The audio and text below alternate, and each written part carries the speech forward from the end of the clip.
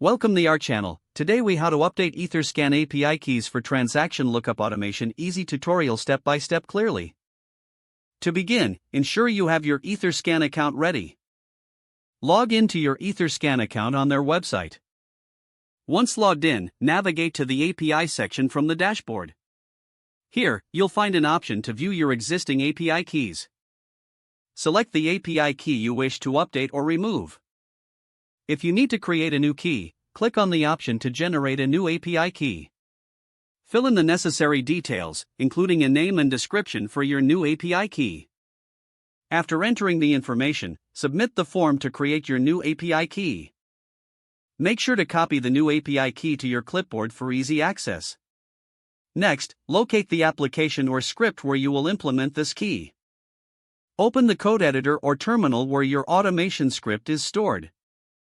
Find the line of code where the previous API key is defined. Replace the old API key with your newly copied key. Save the changes you made to the script or application. To ensure everything is working correctly, run the automation process. Monitor the transaction lookup to confirm that its functioning is expected with the new API key. If you encounter any issues, double-check the API key for any typos or errors. Once everything is confirmed to be working smoothly, you're all set. That's how you update Etherscan API keys for transaction lookup automation. If the page does not load, refresh the browser or try again in a private or incognito window. Make sure you are using the correct email address, then retype it carefully to avoid small typos. If your password is not accepted, use the reset option and create a new strong password you can remember. Check your spam folder for verification or security emails, then complete any requested confirmation steps. Enable two-factor authentication if available to improve account security and reduce unauthorized access risk.